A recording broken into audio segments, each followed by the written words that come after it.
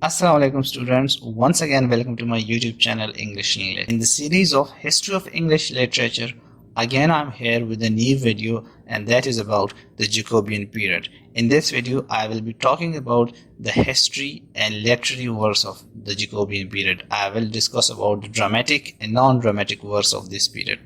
Before I proceed to the video, please do not forget to subscribe into my YouTube channel. The Jacobian period.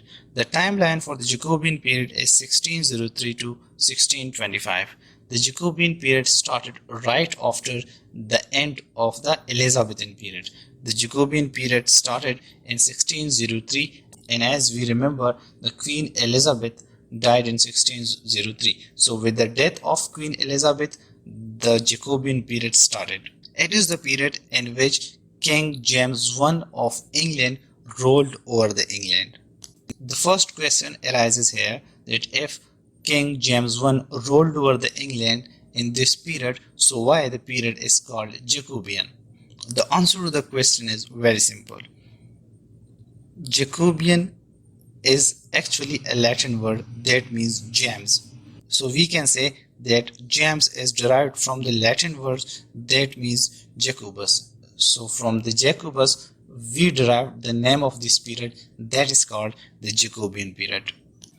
As we know that Queen Elizabeth was virgin and she was childless. With the death of Queen Elizabeth in 1603, the King James VI of Scotland was called to England to rule over England, and hence he became the King James I in England to rule the England. So here we can say that he was James VI in Scotland, but when he called to England to rule over England, he became King James I because he was first time ruling on England, so that's why he was called the King James I. Robert Cecil, one of the close friend to King James I, helped him and recommended his name as a king and helped him to become the King of England.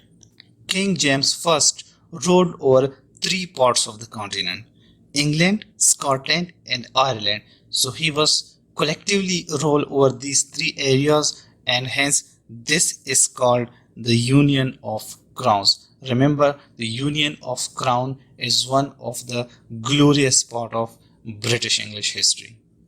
When King James I took over England, so the people's reaction were mixed. They were in between yes and no, but overall they were satisfied.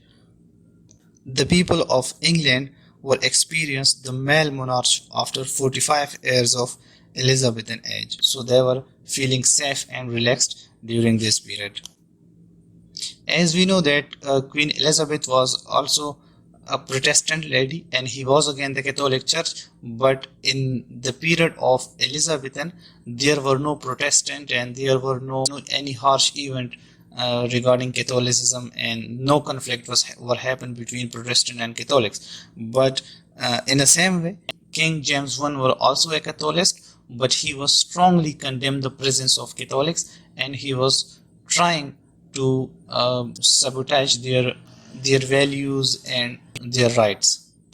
Moreover, James I having few kids and he had strong political background, so hence the people of England feels political stability during the Jacobian period. James I were old and experienced king, and that is the reason that he know how to rule on England, and he put England into stable position politically, economically, religiously. By all means, he put stability into the region. James I were always against the parliament. His conflict with parliament continued till the last, and even in 1611 once he dissolved parliament.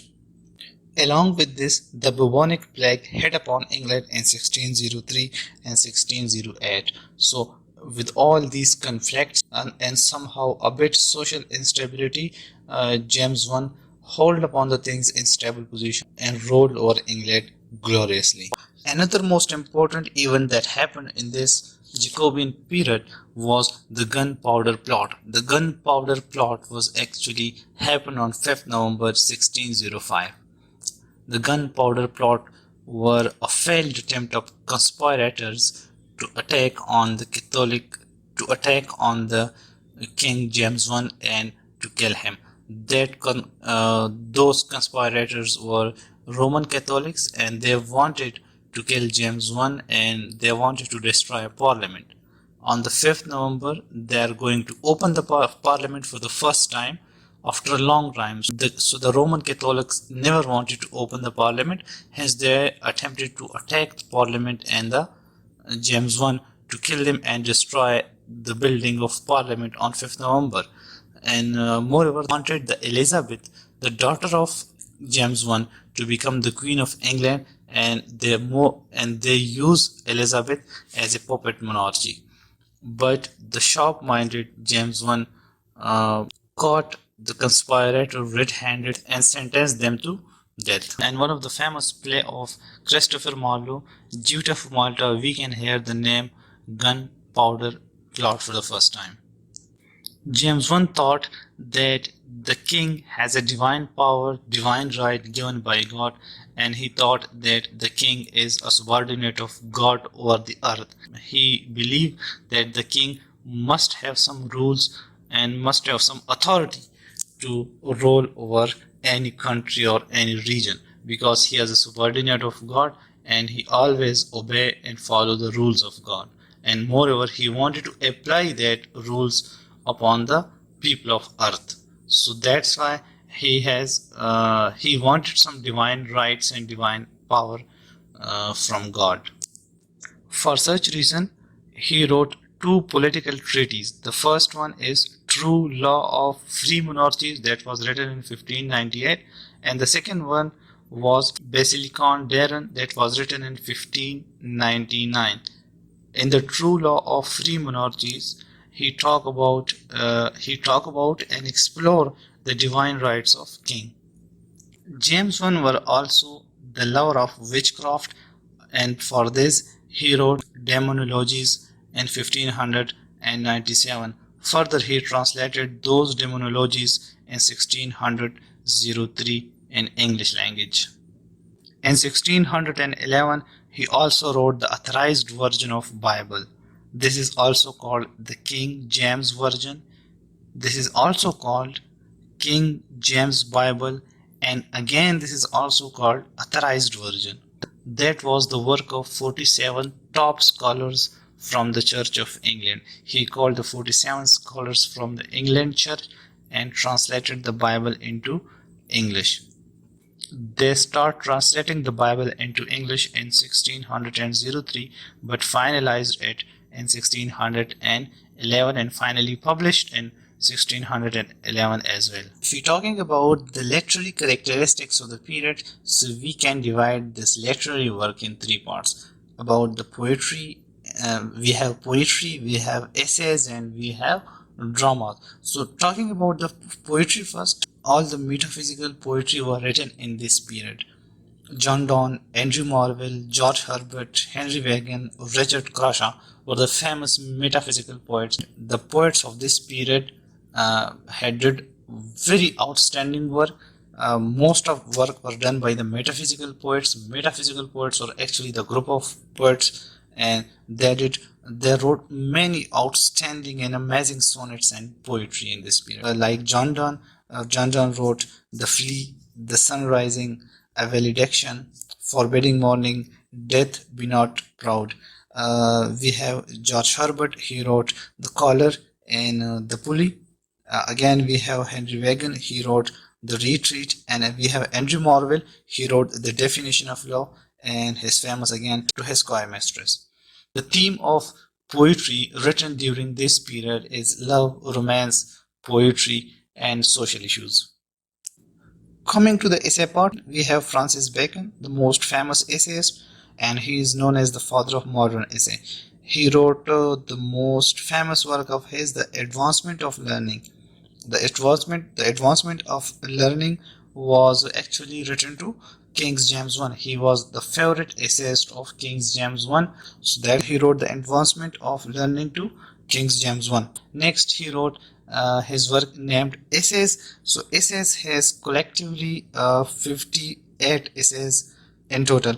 Uh, these essays are published in three different time with three different total collection. First, it was published in 1597, and that has 10 essays. Second time, it was published in 1612, that has 38 essays, and finally it was published in 1625, and that has 58 essays in total. So that was the famous work of Francis Bacon that has 58 essays, and most of the people still love to read these essays, as these essays have tremendous knowledge, and even I think a whole life is not enough to absorb these knowledge. Another famous work of Francis Bacon is Instauratio Magna. It is a kind of Latin work, and it consists of 6 books. He was inspired from the concept that God has created the universe in 6 days. So he intentionally wrote this book in 6 volumes, and each volume depict the each day on which God has created the world. Another famous essayist of the time was Walter Raleigh. Walter Raleigh was a favorite essayist of Queen Elizabeth. Queen Elizabeth sent him on many missions to explore the new lands and new countries for England. During his tour of the world, he wrote his famous work El Dorado. El Dorado means a mythical place in which the people living with immense and a lot of money. So he think El Dorado as a piece of land with a wealthy English people. Unfortunately, King James I did not like Walter Raleigh, and when he returned from one of his missions, James I imprisoned him and later killed him, and sent his skull to her wife in London. Her wife accepted his skull and kept it till the time she lived. Before we start talking about the dramatists of the period, so we all know that the drama of the Elizabethan period was all about the aristocracy, prince, queen, knights, chivalry, love, and court activities, and all those things. Well, the prime example of this aristocracy was Hamlet and Othello and like these plays. But the dramas written during the Jacobian period was realistic. That was talking about the social issues, about the corruption, anger, greed of the people. So those drama were highlighting the social issue and social norms of the society. The drama of the Jacobian period was not focusing on the court at all. We have the revenge tragedies in this period. The most important of them was Thomas Middleton. He wrote the Duchess of Malfi and the White Devils. Moreover, we have city comedies that was all about day-to-day life. The thing mentioned in the city comedies is masked. Masked is actually a staged setting that was used for kings and knights and court members to apply as a audience. The most famous dramatists of the period were Shakespeare, Johnson, Webster, Beaumont, Fletcher, and Middleton. So guys, this was a small touch to the Jacobean period. For more detail, I will make videos on different writers and their works later on. Here I am end with the Jacobean period. In coming video, I will be talking about the Caroline Age. But this is all for this video. I hope you guys had enjoyed this video. If you have not yet subscribed to my YouTube channel, please hit the bell icon and do subscribe to it and never miss any update. Thank you so much. Happy learning literature.